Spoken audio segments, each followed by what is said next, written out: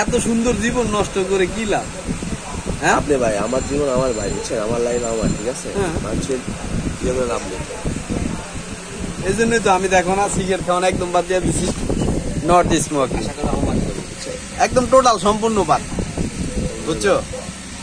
আমি এতটা দিন পরিবর্তন হবো বুঝতে পারি না। তুমি খালি 1 মাস সিগারেট টাকা জমাও, দেখবা তোমার কত টাকা জমে গেছে। আর একটা মাস কষ্ট করে থাকতে পারলে, আর টাকার অঙ্ক তুমি দেখলে পরের মাস এমনি কইবা যে আমি আর খাবো না। এটা কোনো লাভ নাই, লস ছাড়া কোনো লাভ নাই। খুব চিন্তা ভাবনা করতে লাগলাম, বুঝছেন? মানে বাহ, এই যে আমার বুকটা ফুলে গেল বন্ধু, আমার লগের বন্ধুটা ভালো হয়ে গেছে, কত ভালো হয়ে গেছে, ফ্রেশ হয়ে গেছে। 5 ওয়াক্ত নামাজ কালাম পরে দেখলাম যে বন্ধু, দেখলাম কি জানো, দেখলাম যে লাভ নেই বন্ধু, বুঝছো?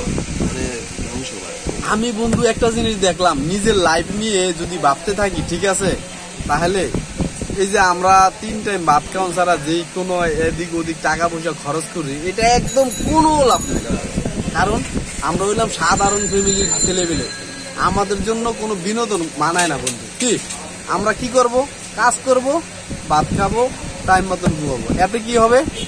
আগামী ভবিষ্যৎ আমাদের জন্য সবচেয়ে বেস্ট হবে।